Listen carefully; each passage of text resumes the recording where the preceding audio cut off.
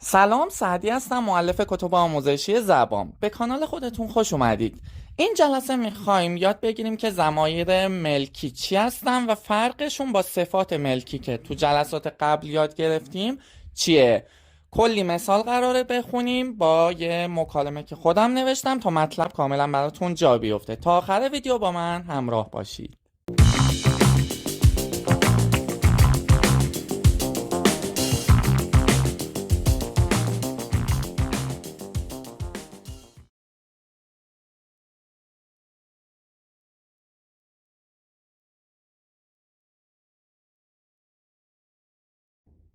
خب به این جدول توجه کنید. در سمت چپ این جدول صفات ملکی رو میبینید که قبلا خوندیم و در سمت راست ضمایر ملکی رو میبینید که موضوع درس امروزمون هستش. من فقط ضمایر ملکی این صفات ملکی رو که روبروی هر کدوم نوشتم براتون میخونم و در مثالهای بعدی که براتون میزنم کامل مطلب براتون جا میفته که از اینا چجوری استفاده کنیم. خب اول بیاین صفتهای ملکی رو بخونیم که قبلا خوندیم. My, your, his, her, its, our, their. خب اینا رو از قبل میدونستیم. حالا بیاین ضمیرای ملکی رو براتون بخونم. به ترتیب میخونم. Mine, yours, his, hers, ours, theirs.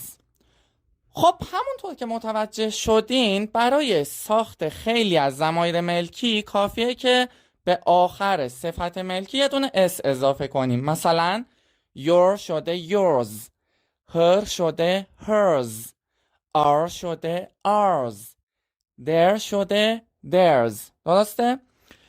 تنها چیزایی که متفاوت اینها هستن که my شده mine و his که اصلا عوض نشده، همون his مونده.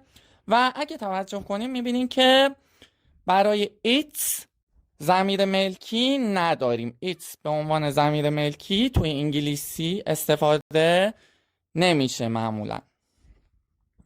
حالا بریم چند تا مثال بخونیم تا کاملا مطلب رو متوجه بشید.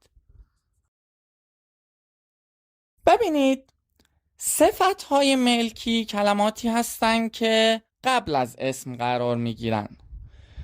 به جملاتی که در سمت چپ نوشتم توجه کنید، همشون توش از صفت‌های ملکی استفاده شده، یعنی از my, your, his, her, our و their. فقط از its استفاده نکردم چون که its همونطور که گفتم ضمیر ملکی نداره. خب اولین جمله رو میخونم براتون. ببینید نوشتم This is my car. این ماشین من است. خب اونجا کلمه my چیه؟ صفت ملکیه. صفت ملکی قبل از اسم قرار گرفته، یعنی قبل از کلمه کار.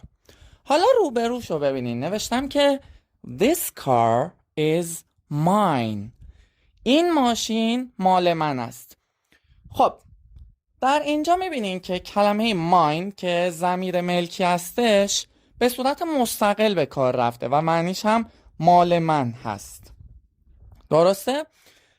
پس ضمایر ملکی که الان جدید خوندیم قبل از اسم قرار نمیگیرن، به عنوان کلمات مستقل به کار میرن. حالا جمله دو رو ببینیم. That is your book. میگه آن کتاب تو است یا آن کتاب شماست. خب اینجا your چیه؟ صفت ملکیه که قبل از کلمه book که اسم هست به کار رفته. جمله روبروش نوشتم That book is yours. آن کتاب مال توست یا آن کتاب مال شما است. خب میبینیم که اینجا کلمه yours که ضمیر ملکی است کاملا مستقل به کار رفته، نیازی نداره که قبل از یه اسم قرار بگیره. yours یعنی مال تو، مال شما. جمله 3 These are his things. یعنی اینها وسایل او هستند. things یعنی وسایل. خب his اینجا چیه؟ صفت ملکی قبل از کلمه things که اسمه به کار رفته. روبروش نوشتم These things are his. یعنی این وسایل مال او هستند. او هم چیه اینجا؟ مذکر آقاست یا پسره. خب میبینین که هیز کاملا به صورت مستقل در سمت راست به کار رفته، چون هیز توی سمت چپ صفت ملکیه و قبل از کلمه things به کار رفته، ولی توی سمت راست ضمیر ملکی است و معنیش دقیقا مال او هست و به عنوان یک کلمه مستقل به کار رفته، نیازی نداره قبل از هیچ کلمه دیگه ای به کار بره. حالا جمله بعد Are those her shoes؟ یعنی آیا آنها کفش های او هستند؟ خب اینجا her چیه؟ صفت ملکه که برای خانوما به کار میره که قبل از کلمه shoes که اسم به کار رفته. روبروش نوشتم Are those shoes hers؟ میگه آیا آن کفش ها مال او هستند؟ خب اینجا میبینین که کلمه her نیاز داشت که قبل از اسم بیاد. چرا؟ چون صفت ملکی بود. ولی کلمه hers که ضمیر ملکی همینجوری مستقل به کار رفته به معنی مال او. جمله بعد میگه Is this our house؟ میگه که آیا این خانه ماست؟ خب اینجا our چیه؟ صفت ملکی قبل از house به کار رفته که اسمه. روبروش نوشتم Is this house ours؟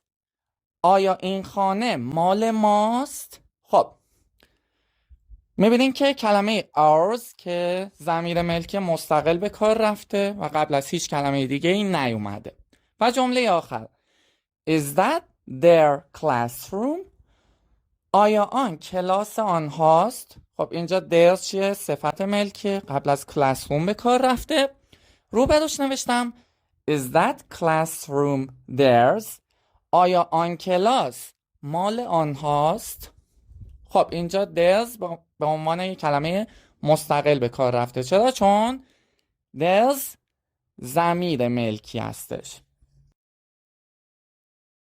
خب حالا توی این جملاتی که براتون مثال زدم میخوام یکی از کاربردهای ضمایر ملکی رو بهتون نشون بدم. ببینید یکی از کاربردهای ضمایر ملکی اینه که به جای اسم میشینن تا از تکرار اون اسم جلوگیری کنن.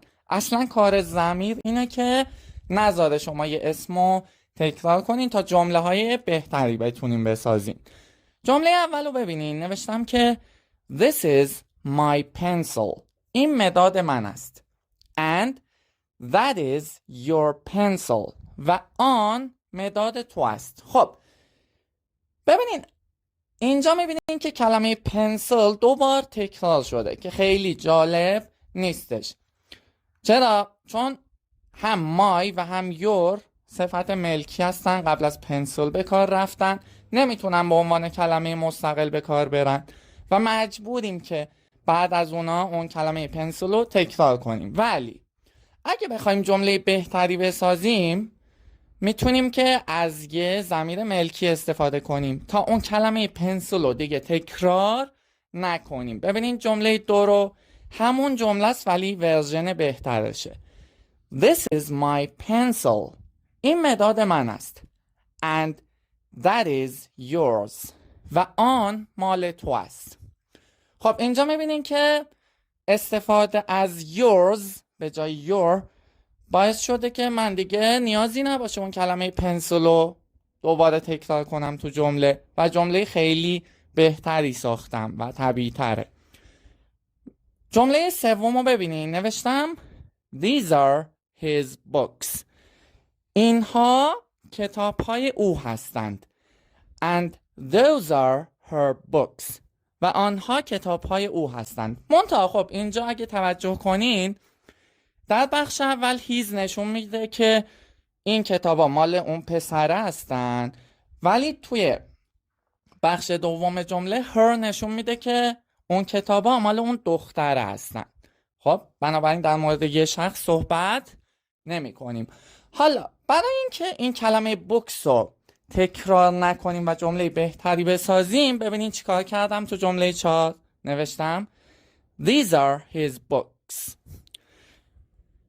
اینها کتاب های او هستند. خب این بخشش رو دست نزدم، ولی بخش دوم رو عوض کردم، نوشتم and those are hers و آنها مال او هستند، یعنی مال اون دختر هستند. اینجا از hers استفاده کردم به جای her و این باعث شده که دیگه نیازی نباشه کلمه books رو دوباره توی جمله تکرار کنم. خب جمله بعد رو ببینین، نارنجیو. These are our things. اینها وسایل ما هستند. And those are their things. و آنها وسایل آنها هستند. خب باز اینجا استفاده از our و their که هر دو صفت ملکی هستن باعث شده که مجبور باشیم کلمه things رو دوباره استفاده کنیم. ولی ببینین جمله آخر رو که چقدر بهتره. These are our things. اینها وسایل ما هستند. اینجا شو دست نزدم ولی بخش دوم رو عوض کردم، نوشتم and those are theirs و آنها مال آنها هستند. دیگه اون کلمه things یا وسایل لازم نبوده که دوباره ازش استفاده کنم. چرا؟ چون تو جمله آخر از ضمیر ملکی استفاده کردم و ضمیر ملکی خودش به عنوان یک کلمه مستقل به کار رفته و نیازی نیست که دیگه بعد از اون از کلمه things استفاده کنیم. حالا اینجا یه مکالمه کاملا ساده و ابتدایی براتون نوشتم تا این مبحث براتون بیشتر جا بیفته و بتونیم باهاش تمرین کنیم. ببینید دیوید میپرسه Is this your book؟ آیا این کتاب توست؟ خب اینجا your چیه؟ صفت ملکیه، قبل از یه اسم قرار گرفته، یعنی قبل از book قرار گرفته. جک میگه No, it's my brother's. نه، آن مال برادرم است. خب اینجا اون brothers که گفتم، اون اس چیه آخر brother نوشتم؟ اون اس مالکیت هستش که توی یکی از جلسات کامل در موردش توضیح دادم. لینکش هم زیر همین ویدیو براتون میذارم، اگه لازم داشتین اون هم مبحثش رو حتما بخونید از اون ویدیو. بعد دیوید میپرسه Are these his things too؟ آیا اینها هم وسایل او هستند؟ یعنی میگه که آیا این چیزایی که بهشون اشاره میکنم هم وسایل برادرتن؟ خب اینجا جک ببینین چی کار میکنه. جک به جای اینکه بگه No, they're my things، یعنی اینکه به جای اینکه بیاد بگه نه آنها وسایل من هستند، یعنی اینکه نخواسته دیگه اون کلمه وسایل یا things رو تکرار کنه، به جاش اومده چی کار کرده؟ اومده به جای کلمه my که صفت ملکیه از کلمه mine که ضمیر ملکی استفاده کرده تا از تکرار کلمه things جلوگیری کنه و گفته No, they are mine. نه آنها مال من هستند. دیگه اینجا کلمه mine به صورت مستقل به کار رفته، نیازی نیست بعدش things یا هیچ کلمه دیگه ای بیاریم. یه بار دیگه مکالمه رو میخونم، دقت کنید. میگه Is this your book؟ No, it's my brother's. Are these his things too؟ No, they're mine. خب امیدوارم از درس امروز لذت برده باشید. اگه اینطوره حتما کانال رو سابسکرایب کنید. لطفاً لایک کردن ویدیوهایی که میبینید یادتون نره تا به رشد کانالمون کمک کنه و اگه یه کامنت هم بذارین اون هم خیلی به رشد کانال کمک میکنه و خیلی ازتون ممنون میشم. جلسه بعد با یه مبحث کاملا جدید در خدمتتون هستم. تا جلسه بعد، خدا نگهدار.